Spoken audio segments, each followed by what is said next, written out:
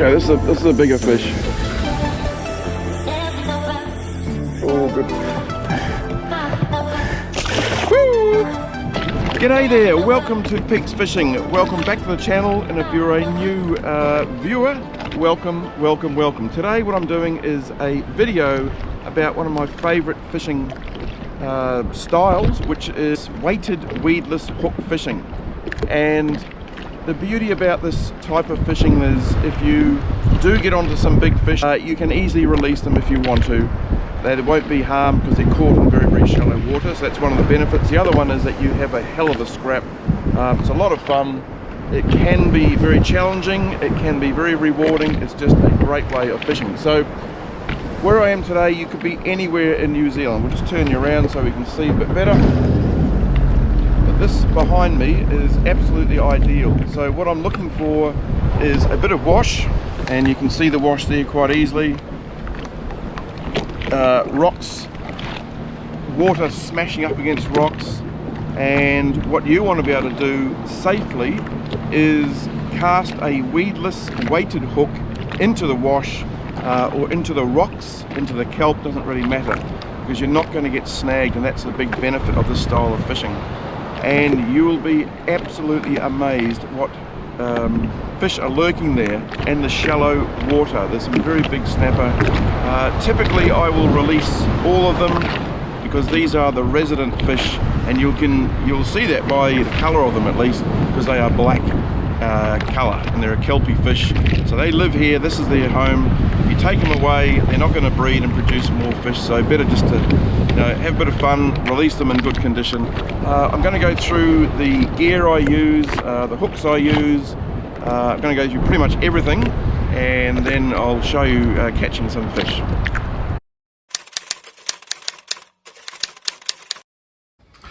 Right, so I'll just run through the gear that I use. It's nothing very complicated. I use a 2500 reel. This is a Daiwa Cetate.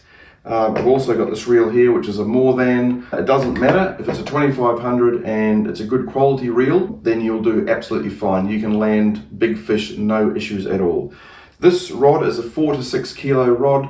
This is a custom rod built by K-Labs. You don't need to have a custom rod. You want a bit of power in the butt section there, very flexible tip, and you will be absolutely fine. On here I'm using 16-pound braid. Now that is quite light, but you'll have no problems landing big fish with 16-pound braid. The fluorocarbon I use, this particular one on here, is actually 30-pound. It's put out by a company called Jewel. It is quite expensive, but it's very thin.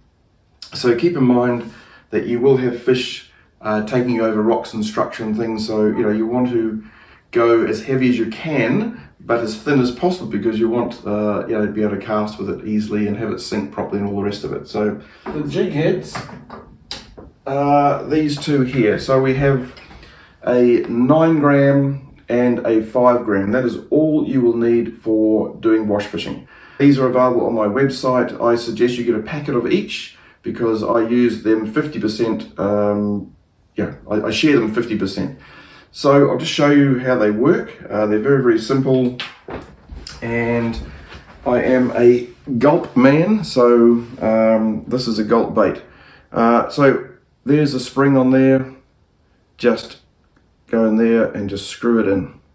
So screw the soft bait on and do it right up to the head. So it should look like that. Okay, there's plenty of flex there. Okay, then work out roughly where the hook's going to come through, jam it through, and it will come out looking like that.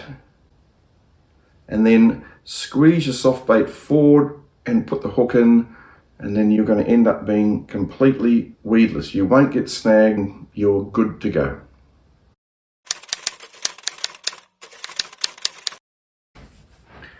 So I'll just show you the two scenarios that I do wash fishing in, or weighted weedless hook fishing, I like to call it. So the first one is when there is a rock in the middle of nowhere, such as this one is pretty much situated like that. You've got the swell running that way, and it's smashing up against here, and then all the white water is tumbling down here. So there's all this swirling and all the stuff going on this side here. The fish will be here. Yeah, and what they do is they wait for all the food that gets broken up off the rock and all the stuff that's sort of pulsating around and waiting for that to drop. And the fish that I've caught with doing weighted ones, the ones I've actually kept, their stomachs are always full of crustaceans and broken up shell and smashed up bits and pieces. So that is why they're there. You obviously are going to be over here somewhere with your ski or your boat, and you can cast in quite happily, hit that rock and let your lure float down to where the action is. Now, if you don't get a hook up on the first cast, wind back and keep casting. This is very much a casting system because you get 95% of your hookups are actually on the drop, and there's no skill involved. You will know when you've got a hookup because they just absolutely nail it. So that's the first scenario there, and then the second scenario is probably the more common one, and that is when you are driving along and you're looking towards the coast and you see a mass of white water smashing action there. That is where you want to be. And in that situation, there's a rock face sort of coming down like this. Here's the sea floor here. There's more rocks here, all sorts of rocks. There's kelp and there's all sorts of goodies there. So once again, swell is going this way. Okay, and now and the fish are down here. You can cast, hit the rock, let your lure come down to where the fish are. This one, you've got to be very, very careful. On jet ski, we have a tether, the same as I think boats have them as well, and they're very short. So because the swell is running this way, I leave my motor running, and there's so much action and commotion here, the motor running doesn't have any impact at all. And the tether, you want to take it off, because in this situation the guy, he turned around to do something, the tether came off, he lost power, and by the time he managed to get the tether back on and get organised, he was up on the rock. So just be very, very careful. So you're going to be over here somewhere, okay, with your tether off, and you're casting in, and once again you can hit here quite happily and just let your lure come down there. So those are the main scenarios that I do, and yeah, works really, really well.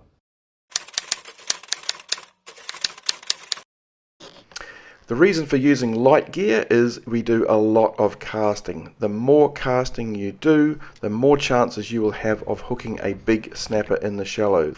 Work your way along the rock face, making sure you've covered all the areas there, and if you don't hook up, move on to the next spot. But I can guarantee you when you do hook up, it'll be the most exciting snapper fishing you have ever done. So, it's all about the casting, casting, casting, casting. So we talked about casting. Here I am casting out a 5-gram jig head with a Crazy League pink on it, a gulp bait, and it's just floating down the water column now, and as you'll see any second now it gets monstered by a good sized snapper. This guy was about 65 centimeters. He put up a hell of a scrap and was released, as you'll see later on in the video. But that's why casting is so critical, because you get the big fish on the drop. If you get a bite but you don't hook up, get your lure back as quickly as possible, because it's going to look like that. Because once the fish hits it and they don't actually hook up, they will push this down and the hook's exposed and you'll get hooked, so snagged. So just get it back, fix it, and then cast out again. So the other reason that you don't want to leave your soft bait lingering, if you're using gulp baits, the leather jackets will destroy them if they're just sitting in amongst the kelp there or on the rock. And if you're using the Z-Man or the Catch Liveys or those sorts of things, and you get a bite, more than likely your soft bait will be twisted on the hook and you won't get any more bites.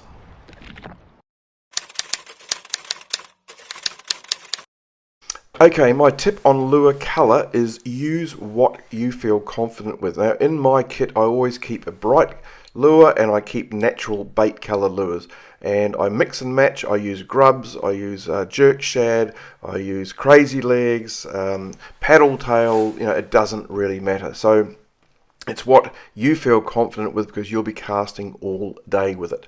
Now have a couple of colours here so you can change out if you're not getting any hookups. But if you're using Catch Liveys or Z-Man, then I recommend you get your hook and put it into the soft bait where you would normally screw in, just to make a hole first. That makes the whole process a lot easier. But you'll find with these weighted weedless hooks, your soft baits stay on way better than they do on a normal jig head. So yeah, it's quite a good system. But guys, just use whatever you feel comfortable with. I'm a gulp man. I use gulp lures. You can use whatever you like, but have a few on board. And the main thing is just get out there and get casting.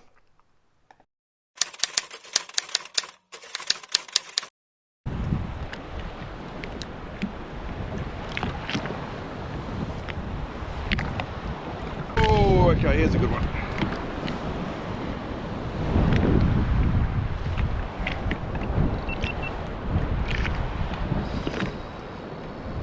Okay, this is a bigger fish.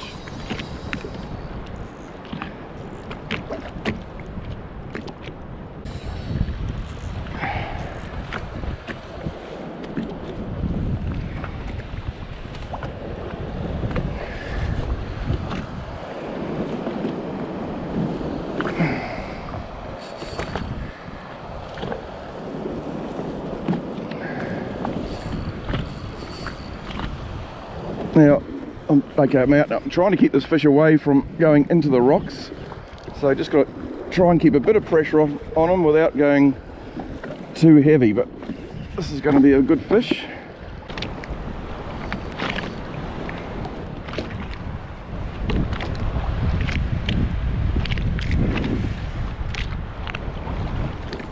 Starting to get a bit of run on now.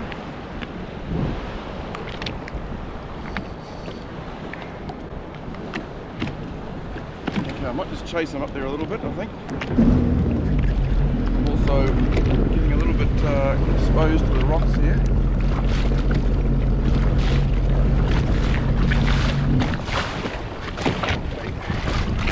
Okay. There we go.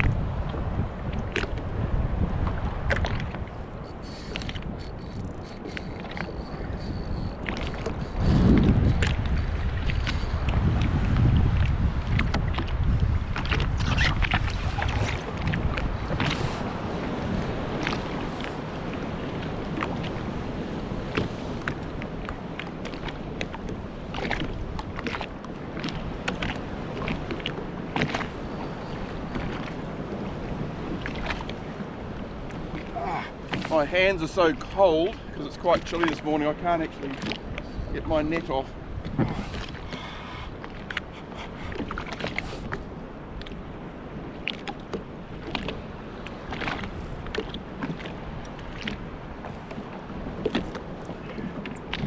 There we go.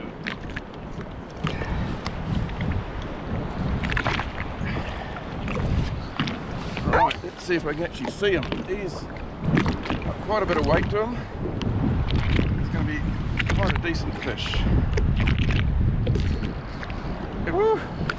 He definitely doesn't want to come up.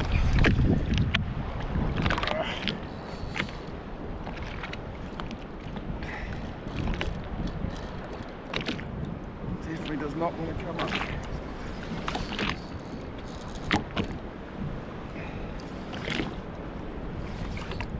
Here he comes. Oh yeah.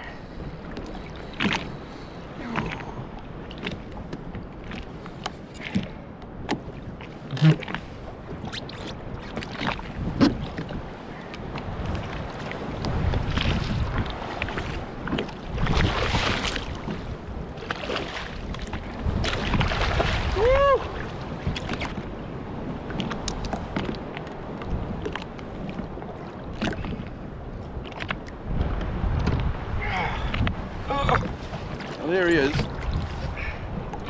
He's a absolute stunner. Beautiful, beautiful fish. Beautiful. Big old big old snapper. Let's get him on his way.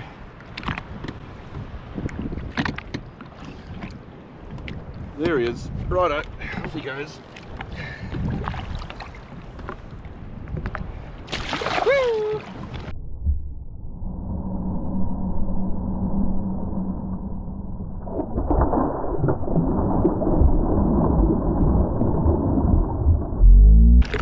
He's off.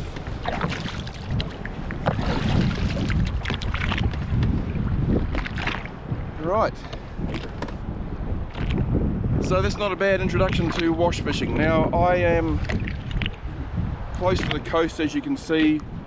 This is not a spot I've ever fished before. The only reason I chose it is because I can see the white water smashing up against the rocks. That concludes our wash fishing tutorial. Now if you are a wash fisherman yourself and you have some techniques that you use, I'd really love to hear them. I only have my little technique that I sort of use, and I really got that from watching the Australian guys fish the estuaries when they're fishing for mangrove jack and barramundi, and they're fishing snags, and they all use weedless hooks. So that's what sort of turned me onto it, and I thought I can give it a try around here. But there are wash fishermen in New Zealand. I know there's a couple that sort of haul out some pretty big fish from time to time. So yeah, if you've got any tips for me, I'd really love to hear it, and appreciate you watching, and I will see you on the next video. Cheers, bye.